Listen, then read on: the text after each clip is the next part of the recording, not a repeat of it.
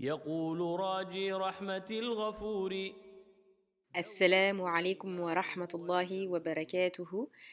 On se retrouve pour une nouvelle vidéo dans laquelle on va aborder l'accouchement en Égypte et avant ça, bien entendu, le suivi de grossesse. وبعد هذا النظم Alhamdulillah, comme on a pu le dire auparavant à plusieurs reprises, le pays regorge d'énormément de structures. Vous savez, des hôpitaux, des cliniques, que ce soit publics, privés, il y a vraiment de tout, des médecins à tous les coins de rue, subhanallah. La ni'ma en plus, c'est d'avoir des médecins femmes, voilées, parfois même munaqaba, subhanallah. Là où en France, la patiente ne peut même pas être munaqaba. Ici, c'est carrément le médecin. تحت Walhamdulillah. النون الساكنة والتنوين. Subhanallah, en France, on nous traite mal avec un djilbab, voire même un hijab, parfois un turban, j'ai envie de dire. Ici, walhamdulillah, c'est le médecin qui munaqaba, vraiment, ça fait vraiment partie des ni'mas du pays, subhanallah. الإظهار قبل أحرفي للحلق ست رتبت فلتعرفي. Au niveau des structures, vraiment, il y a autant de structures que de prix. Subhanallah, on ne le répétera jamais assez, mais l'Égypte est un pays où il y en a pour toutes les bourses, walhamdulillah. نظام بستة أتت. On en vient donc au suivi de grossesse. Donc, ce qu'il faut savoir, c'est qu'ici, rien n'est obligatoire.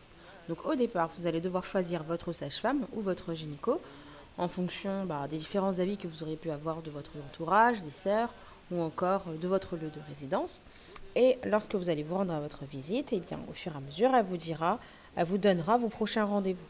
D'accord? Mais encore une fois, rien n'est obligatoire. Si vous ne voulez pas vous rendre à votre rendez-vous, libre à vous, on ne va pas vous harceler et vous demander pourquoi vous n'êtes pas venu.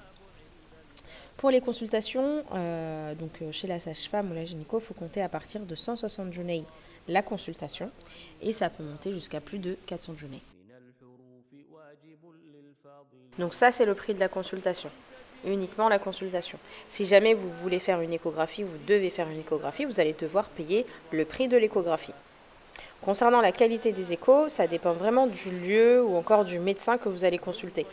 Certaines ont des machines très anciennes qui font quand même plus ou moins l'affaire, alhamdoulilah, tandis que d'autres ont des machines assez avancées qui peuvent même réaliser des échos 4D.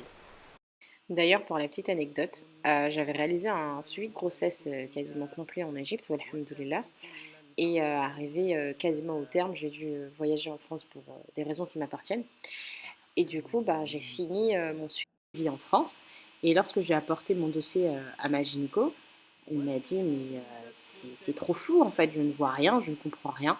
Et du coup, on a dû refaire des échos et des analyses. Walhamdulillah. كل من ضبط إخفاء إدغام وإظهار فقط. Donc, lorsque vous aurez choisi votre gynécologue et que vous l'aurez consulté, sachez que malgré tout cela, rien ne vous rattache à elle.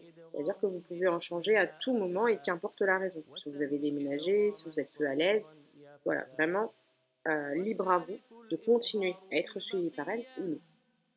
Quoi qu'il en soit, le mieux c'est d'être suivi et gardé par une même gynécologue jusqu'à l'accouchement afin qu'elle connaisse votre situation et qu'elle sache agir en conséquence le jour J. Pour vous préparer à l'accouchement, sachez qu'il n'y a pas de démarche à faire au préalable à l'hôpital. Donc vous n'avez pas besoin d'inscription en maternité. Par contre, vous avez deux solutions qui s'offrent à vous. Soit vous choisissez un hôpital pour votre accouchement du coup et vous demandez lors de votre suivi à votre gynécologue si elle y accouche, si elle accouche dans l'hôpital que vous avez choisi. Ou alors vous décidez d'accoucher dans un des hôpitaux de votre gynécologue. Et du coup, comme vous l'aurez compris, elle travaille en général dans leur secteur. طب ثم صل رحما تفز ضف ذا نعم. Le séjour à l'hôpital, l'accouchement ou encore les prestations dont vous allez avoir besoin, tout ça sont à vos frais. En général, les hôpitaux proposent un forfait qui va comprendre euh, une nuit à l'hôpital, l'accouchement et tous les frais, toutes les prestations entre guillemets basiques, normales dont vous allez avoir besoin pour un accouchement entre guillemets normal. Et sinon, chaque prestation supplémentaire, eh bien, vous allez devoir payer. Par exemple, la péridurale, oui, la péridurale est considérée comme une prestation supplémentaire ici. Vous allez devoir payer en plus du coup et il faut compter environ à partir de 2000 guinées. وإن يكونا مخرجا تقاربا. Alors, venons-en aux tarifs. Donc, dans un hôpital public, vous pourrez accoucher gratuitement. Sinon, dans le privé, comptez un accouchement à partir de 3000 Junei pour un standing plutôt correct. Et ça peut monter jusqu'à 25 voire 30 000 Junei pour un hôpital haut de gamme. Donc ça, dans le prix, que je vous annonce, pardon, c'est le prix d'un accouchement standard, entre guillemets, par voie basse, sans complications. Je précise bien parce que, comme on l'a dit tout à l'heure, toute prestation supplémentaire lors d'un accouchement devra être payée. Ici, malheureusement, à l'hôpital, c'est un peu l'hôtel, hein. Vous payez votre séjour à la nuitée. Donc en général, on ne s'attarde pas, hein. On accouche et on rentre à la maison. Walhamdulillah ala kulli hal. On a parlé de l'accouchement par voie basse. Donc par césarienne, ça revient un peu plus cher. Il faut compter environ 2000 journées en plus sur le tarif par voie basse. Et parfois, ça peut monter encore beaucoup plus. Beaucoup plus. Donc prévoyez une marge au cas où, subhanallah. Ici, vous allez constater qu'ils insistent beaucoup sur la césarienne. Encore plus lorsque ce sont des hôpitaux pas très chers. Comme il faut le savoir, c'est de l'argent supplémentaire dans les caisses. Et au-delà de ça, c'est plus rapide en fait.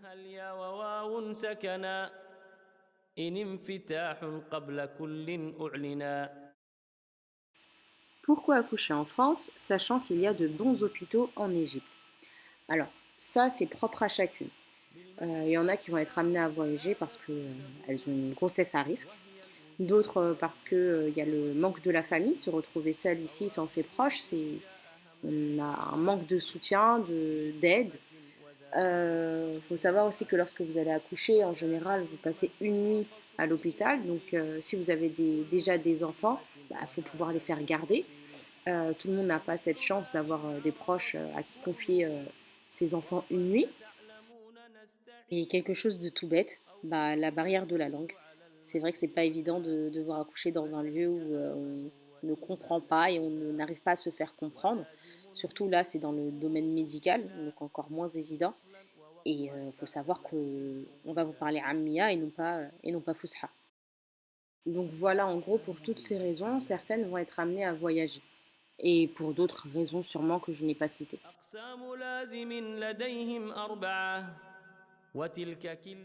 Peut-on accoucher à la maison? Oui, bien sûr, et c'est quelque chose d'assez répandu. D'ailleurs, Allahumma barik, c'est vraiment le meilleur accouchement que j'ai pu avoir, walhamdulillah. Même si au niveau des démarches administratives, ça peut sembler compliqué. Mais bon, alhamdoulilah, on est en Égypte, donc on peut toujours s'arranger.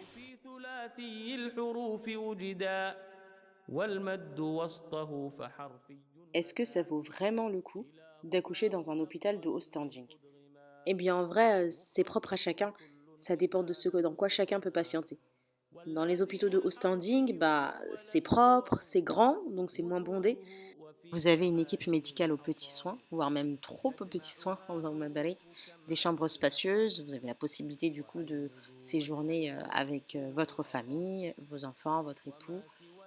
Au niveau du matériel aussi, c'est du matériel de dernier cri.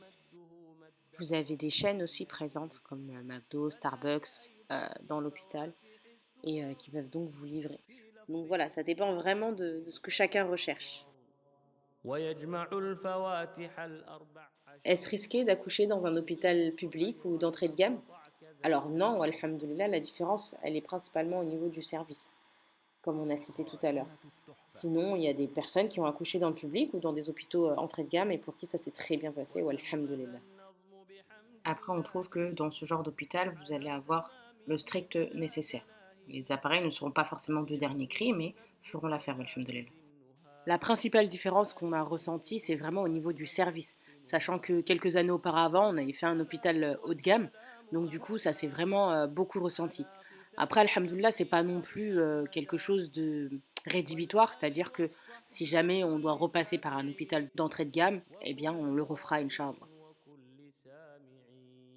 Est-ce simple de déclarer l'enfant? En soi, c'est pas trop difficile. Mais déjà, ce qu'il faut savoir, c'est qu'il y a des délais pour la déclaration, que ce soit auprès des autorités égyptiennes ou des autorités françaises.